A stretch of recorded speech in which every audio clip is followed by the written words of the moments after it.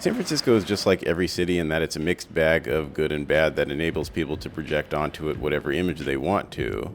Ever since I moved to San Francisco in 2015, I've read and heard a lot of opinions about the city that are of, let's just say, varying degrees of accuracy. So here are my 5 pros and 5 cons of living in the city by the bay. Con number 5, homelessness. The reason this is at number 5 and not higher is because the problem isn't as bad as those who've made the city a lightning rod for their political commentary make it out to be. Nonetheless, the problem does exist, which is why it's on this list. You will spot homeless people scattered throughout downtown, but most of the visible homelessness is concentrated in the Tenderloin neighborhood, which apparently has caused the city trouble at least as far back as the 1970s. The reason I know this is because I recently began research for a potential deep dive into the root causes of the city's problems. And like most of my recent ideas, I had to shelve it due to nuance overload when I realized that the city's problems probably deserve an entire documentary to properly explain the causes and potential solutions. But the most basic cause of San Francisco's homeless crisis is the lack of affordable housing, which isn't exactly a surprise in a region that has some of the highest property values in the country. Pro number 5, sports. The San Francisco market has multiple major league teams in the big 3 North American sports that could widely be considered the teams of the decade in the 2010s in their respective sports. The last time a city was able to accomplish this was, well, I guess Boston the decade before that. But anyway, it's reasonable to say the Bay Area has been very fortunate in the sports world in recent years if you just don't ask Oakland fans. I'm sorry, Oakland fans, I feel really bad for you and the anguish put upon you by the incompetent ownerships of your lifelong teams, but I also have to write jokes into my scripts to keep people interested. Anyway, being a San Francisco sports fan in my lifetime has been filled with watching local heroes break all-time records. He did it! 756! He is on top of the all-time home run list. Here's Curry for the record. It's good! The all-time three-point king in the NBA! And watching local teams be dynasties.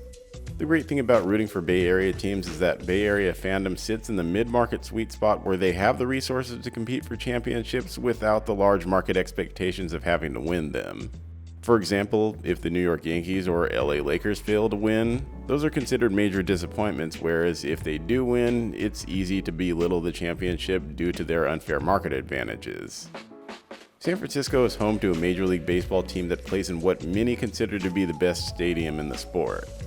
The city is also home to an NBA team that plays in a facility often ranked at or near the top of lists of best arenas in the league. And while I'd prefer that the San Francisco 49ers still played inside of the city limits, the fact that most of their games are played on Sundays makes the 40-mile trip to Santa Clara doable. Con number 4, dirty streets. If you have a large population of people living on the streets, you will have areas professional street cleaners can't keep up with. Like the homeless problem, this one is way overblown, but the problem exists, which is why it makes the list. Very thoughtful. You know the bad thing about all this rain? It's not raining in San Francisco to clean up those dirty-ass streets they got there. I can understand the perception that Charles Barkley and those who agree with him have about San Francisco, but I'm going to explain why this perception doesn't match the reality of living in San Francisco. The areas of town with the dirtiest streets are, you guessed it, the Tenderloin and the UN Plaza. These areas aren't too far from Union Square, which is the hotel and shopping district. So it's likely that some of the tourists who stay in hotels in Union Square wander off into adjacent neighborhoods to the west, believing most of the city is similar to this troubling square mile of dirty streets and homeless camps, when in fact 95% of the city is basically what you see in the intro to Full House or in my feature-length movie San Francisco. Take it from someone who's walked every single neighborhood of San Francisco. Pro number 4, public transportation. It may not be quite New York City level, but I'm guessing San Francisco has some of the best public transportation on the West Coast. It's certainly leagues ahead of the previous city I lived in, Sacramento, that had a public transit system with a light rail that's pretty useless if you don't live near it, and buses that either didn't arrive on time or arrive at all. Check out the video about my junior college years when the bus didn't show up on the day of one of my finals. Anyway, San Francisco's primary transit system is the San Francisco Municipal Railway, which is known by locals as the Muni. The Muni is a network of buses and trains that move throughout the city. The trains include the Muni Metro, a historic streetcar line on Market Street and Embarcadero, and of course the famous cable cars. There are a couple of regional transit systems that will take you to the rest of the Bay Area.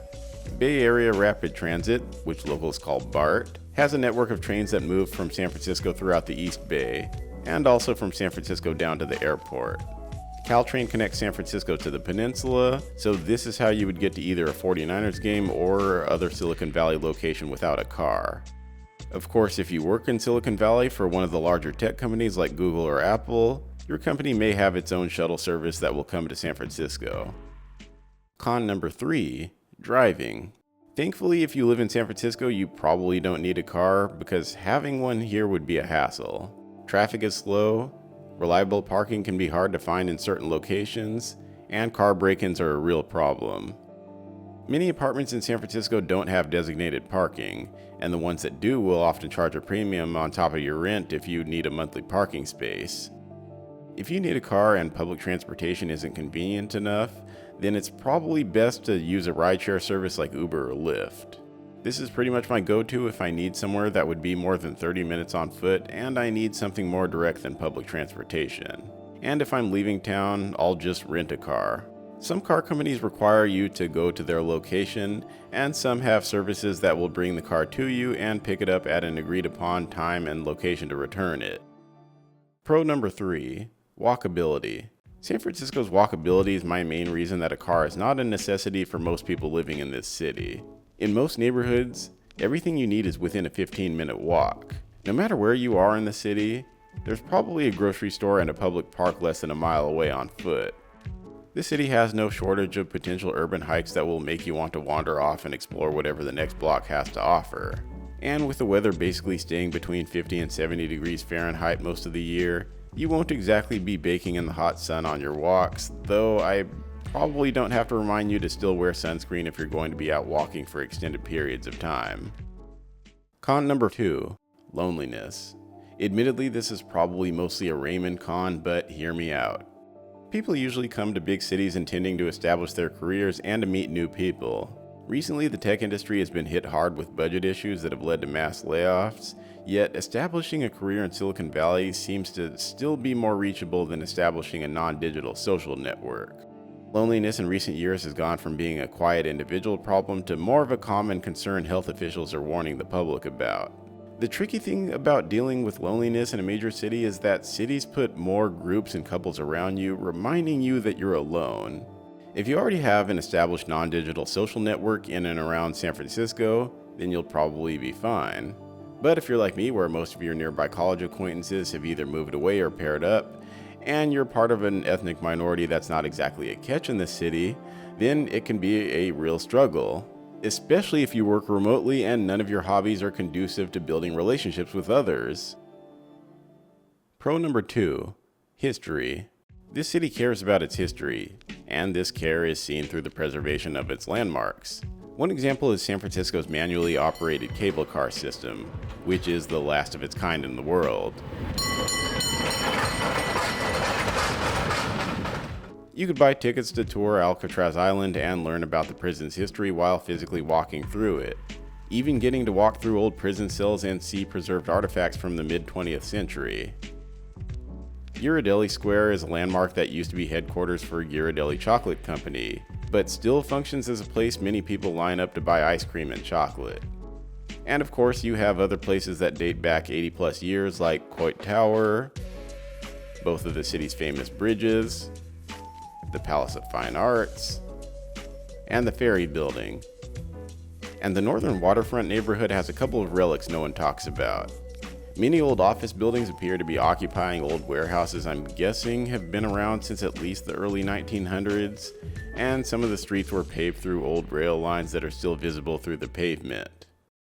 Speaking of history, San Francisco is well known for its history of major earthquakes. However, this will only get an honorable mention as a con because major earthquakes usually only hit a region once or twice per century. So I'll move on to the number 1 con, which is the cost of living. This place is expensive. How expensive? Between me and my partner, we make anywhere between $100,000 and $110,000 a year, and that's considered low income here. If you want to live in San Francisco, plan to fork over somewhere between $2,000 and $3,000 at minimum for just a studio or one-bedroom apartment. And keep in mind that many of the cheaper available units will be in some of the shadier neighborhoods I mentioned in the cons. So it's not uncommon for people to have roommates who can help burden the cost of living expenses. And if you're not a pro athlete or tech executive, don't even think about trying to buy a home here. It seems like every house that goes on sale is on the market for no less than $3 million, and even then there are usually still bidding wars, which is why it's common for people who live in San Francisco to move to the East Bay when they decide to buy homes. In case you're curious about my living situation since moving here, I made a San Francisco apartment series. The pro honorable mention is this city's collection of landmarks. San Francisco is well known for its famous landmarks. It gets merely an honorable mention because I included it as part of my number one pro, which is the views. One of the characteristics of San Francisco that make it such a postcard city is the way the city concentrates many landmarks into a relatively small geographical area. As a result, you get a city full of vistas that justify the premium people pay to live here. It seems like no matter where you are in the city, you have a view of the water, the bridges, the skyline, or historic landmarks.